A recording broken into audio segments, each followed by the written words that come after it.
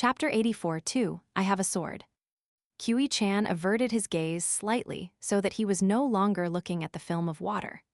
He then closed his eyes to rest for a moment, and upon reopening his eyes, he discovered that Li Baoping had already crossed the bridge. Kiwi-chan's brows furrowed slightly as he mused. Could it be that the old blacksmith is naturally resentful of our great Li Empire because of the imperial family's excessive cruelty and brutality? Could that be why he also feels a sense of resentment toward me by extension? But that doesn't make sense. His true history is impossible to trace with the exception of some unsubstantiated rumors, but as an ancient swordsman, surely he's seen all types of brutality and savagery, so this really shouldn't be bothering him. The scene being depicted on the film of water was drawing closer and closer to the blacksmith shop. But all of a sudden, the film of water abruptly exploded without any warning, sending countless water droplets flying in all directions with such incredible force that they were able to punch holes through the surrounding walls, windows, and pillars. However, all of the water droplets hurtling toward Kiwi-chan and the young boy were instantly stopped in their tracks before exploding into even tinier water droplets, as if they had just crashed into some type of impenetrable, invisible wall. At the same time, Ruan Qiang's voice rang out from up above. You better not push your luck any further than this. Kiwi-chan raised his head with a grin as he said, What a stingy old sage you are. Fine, if you don't want me to look, then I won't look, let's be civilized. I'm staying in the ancestral residence of the Yuan clan right now. What if they hold me accountable for all this damage after I return to the capital city? He then lowered his gaze as he murmured to himself, The former citizens of the Lu Empire should have arrived by now. After that, he took a glance at the young boy, then withdrew his gaze as he gently tapped his left and right index fingers together within his sleeves while continuing to murmur to himself, It's better to be safe than sorry. By the time Li Huai, Dong Xuejing, and the coach driver found Chen Ping'an, he was in the process of helping someone construct a house. Li Huai's eyes were constantly darting around, giving him a sneaky and scheming appearance, while Dong Xuejing wore a natural expression, displaying remarkable composure. Chen Ping'an's entire body was covered in dust as he made his way over to the trio, then asked, I heard you were looking for me.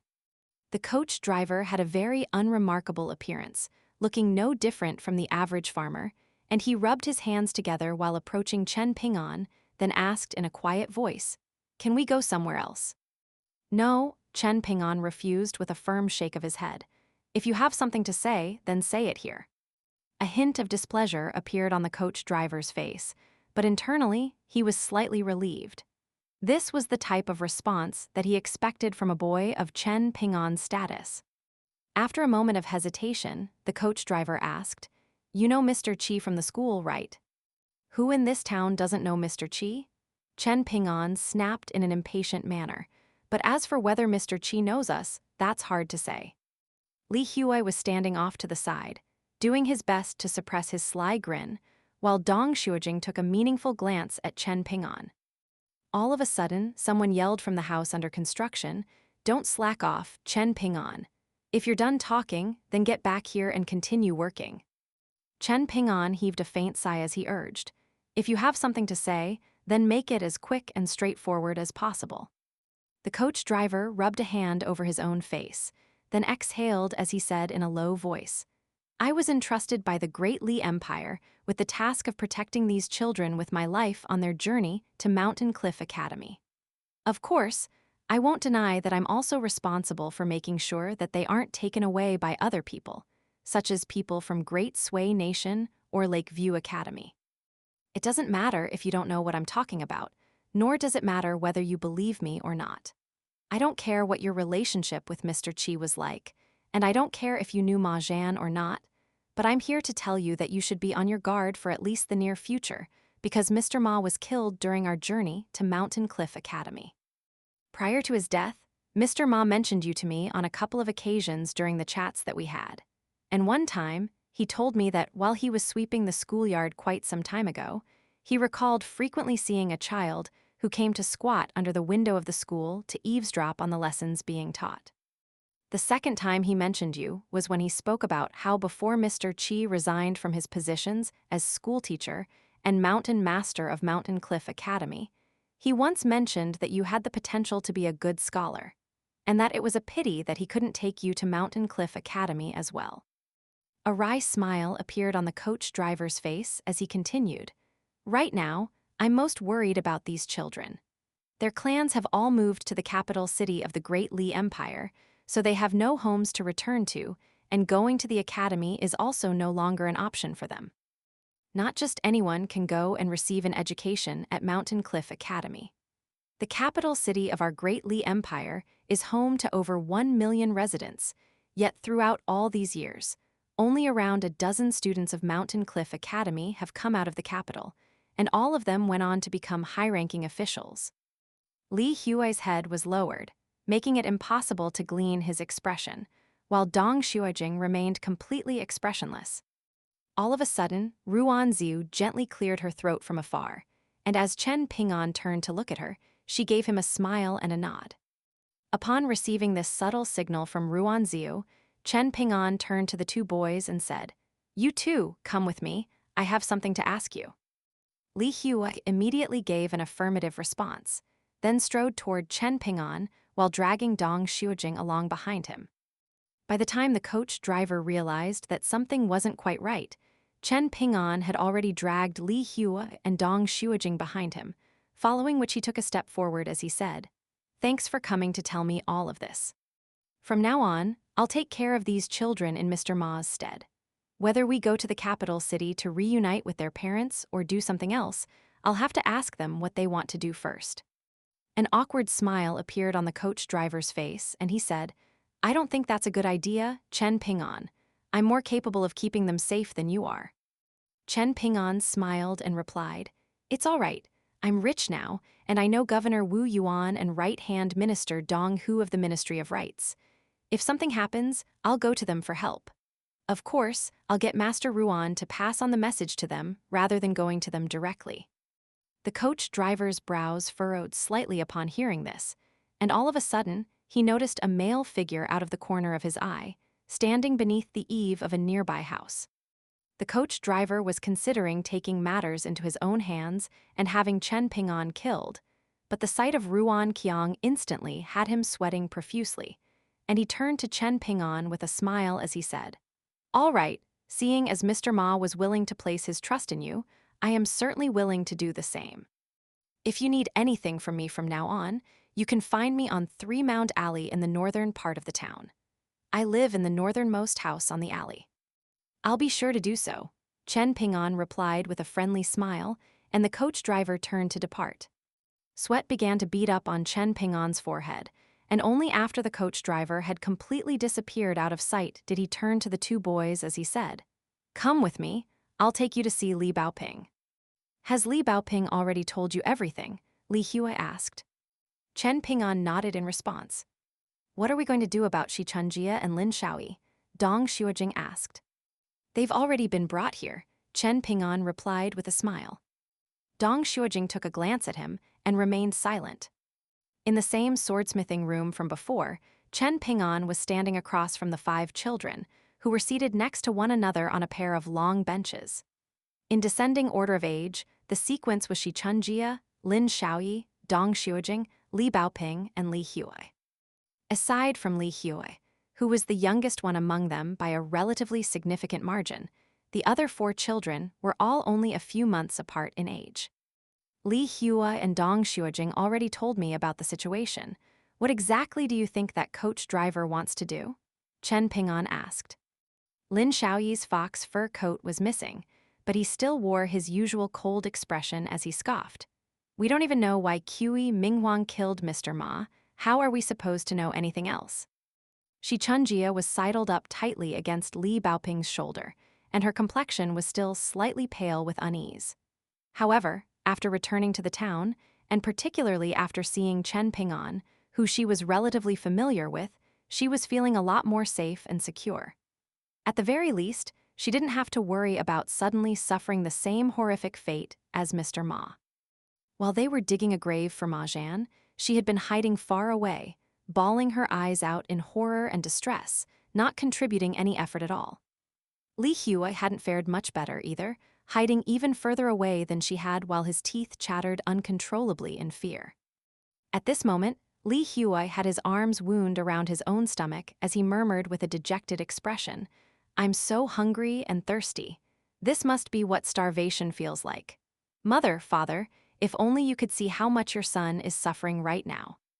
Li Baoping turned to glare at him as she snapped, "Shut up."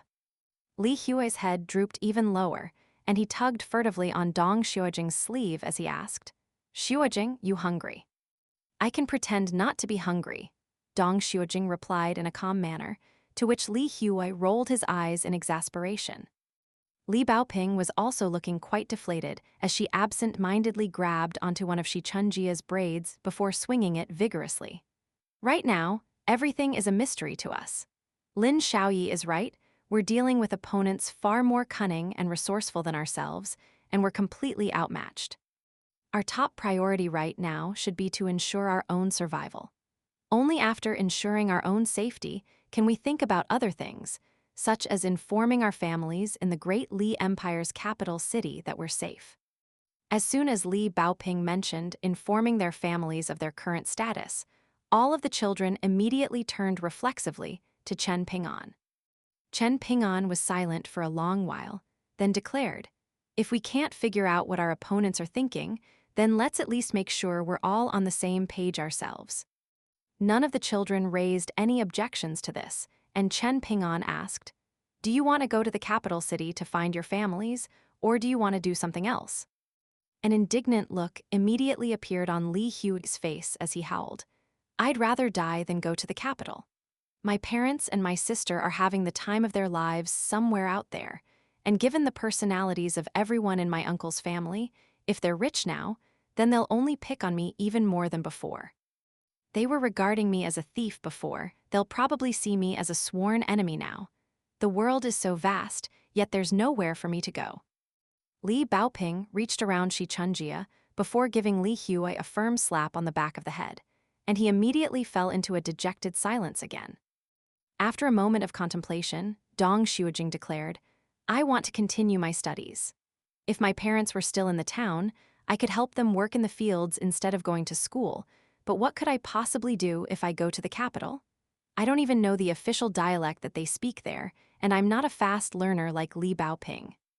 Besides, back when my grandfather died, he insisted that I had to receive an education. He said that if I don't become a scholar in the future, then he won't accept me as his grandson, and he doesn't want me to visit his grave. If the school in the town is going to keep running, then I'll stay in the town." Tears welled up in Shi Chunjia's eyes as she said in a timid voice, "I want to go to the capital to find my parents." As for Lin Xiaoyi, his brows were tightly furrowed as he said, "I'll go anywhere that's safe." Li Baoping crossed her arms, and her eyes were glowing with the radiance of her aspirations as she loudly declared, "I want to go to Mountain Cliff Academy, the place where Mr. Qi studied."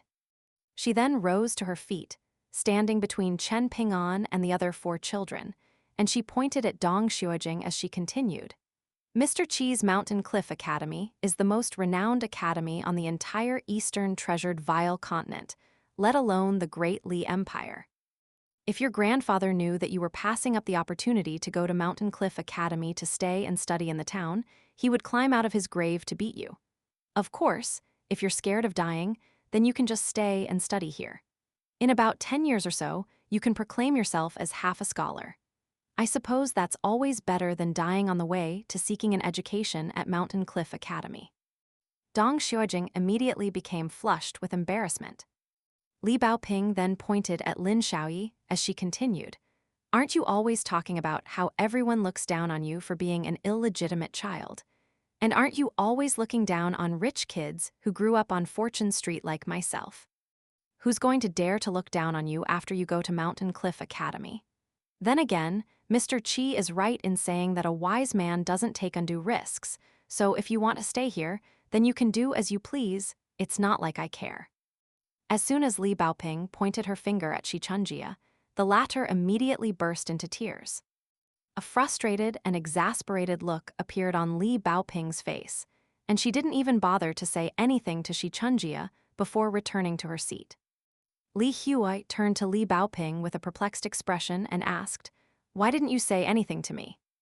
"I don't want to talk to you," Li Baoping replied. Li Huai was momentarily dumbstruck by this response, then raised his head to look up at the heavens with a look of melancholy and indignation in his eyes. Chen Ping'an focused his gaze solely on Li Baoping, ignoring the other 4 children as he asked, "Are you sure you want to go to Mountain Cliff Academy?" Li Baoping nodded in response. "Mr. Qi once told us that Mountain Cliff Academy has the best book collection on the entire continent. He also said that even if there are some questions I have that even he can't answer, I'll be able to find all the answers in those books." It was clear that Li Baoping was convinced that she was already a student of the prestigious academy. "It could be a very arduous journey. Are you not afraid?" Chen Ping'an asked. Li Baoping's spirit was slightly dampened upon hearing this, and she conceded, "I'd be a little afraid if I had to go on my own." "That settles it then," Chen Ping'an declared with a bright smile. "What do you mean?" Li Baoping asked with a perplexed expression. "I'll go to Mountain Cliff Academy with you," Chen Ping'an explained with a serious expression. Li Baoping was about to say something in reply, but the words got stuck in her throat, and tears began to well up in her eyes. If it weren't for the fact that the other 4 children were sitting next to her, she would have already erupted into sobs. Just like the first time she caught that crab from the creek long ago, she had actually already cried in secret outside, and that was why she was able to keep up such a proud and triumphant facade after returning home. Chen Ping'an beckoned to Li Baoping, and as she arrived by his side, he turned to the other 4 children sitting on the benches as he said, "Wait here for a little bit. Li Baoping and I are going to go speak to someone, and the matters we'll be discussing will concern the 4 of you as well, so don't go anywhere." He then latched onto Li Baoping's hand and led her out of the swordsmithing room. As he did so, he began to talk to himself, but it also seemed as if he were speaking to someone else as he murmured, "I told you that if you make a promise, then you have to keep that promise." Li Baoping was wiping tears from her eyes as she said, "But at the time, you also said that if you can't keep a promise, then you can just tell the person you made the promise to." Chen Ping'an shook his head as he replied in a gentle voice, "Mr. Qi is no longer with us, so he won't be able to hear anything that I tell him." Zing. Around 15 minutes later, Chen Ping'an and Li Baoping had already disappeared into the distance, but Ruan Qiang was still seated on the small bamboo chair, seemingly yet to return to his senses. Ruan Xiu was also seated on a chair, looking at the empty bamboo chair with a myriad of complex emotions surging through her heart. Chen Ping'an had only just asked Ruan Qiang to help him purchase those 5 mountains, yet he was going to leave the town soon. If he couldn't come back, then he was going to leave 4 of the 5 mountains, namely Downtrodden Mountain, Treasured Scripture Mountain, Rainbow Cloud Mountain, and Immortal Herb Mountain to Liu Xianyang, Gu Kan, Ning Yao, and Ruan Xiu, respectively, leaving only True Jewel Mountain to himself for the next 300 years. As for the pastry shop and the Berklover shop, he had asked Master Ruan to hire people to look after the shop in his stead, and it didn't matter to him if the shops were forced to close down due to mismanagement. However, he was going to leave behind the 100 or so normal snake gall pebbles for Master Ruan to sell, and all proceeds would go to keeping the 2 shops afloat. Even though he wasn't concerned about whether the 2 shops made profits or not, he wanted every single employee in both shops to be told that the 2 shops were owned by a household with the Chen surname on Clay Vase Alley. Furthermore, he had entrusted Master Ruan with the duty of taking the 4 children safely to the capital city of the Great Li Empire. As compensation, Chen Ping'an had given Ruan Qiang half of that slab of dragon-slaying platform, as well as all of the remaining gold essence copper coins left over following his purchases of the mountains and the shops. Ruan Qiang didn't refuse. However, he only promised to take Chen Ping'an and Li Baoping to the southern border of the Great Li Empire. As for what would become of them after they crossed the border, that would be entirely down to fate, and Chen Ping'an had agreed to this arrangement. At dusk, Chen Ping'an ensured that the 5 children had a place to stay, then made his way toward the town on his own. He crossed the stone bridge and entered the town, then returned to his house on Clay Vase Alley. At this point, night had already fallen, and he lit a lamp with a calm expression.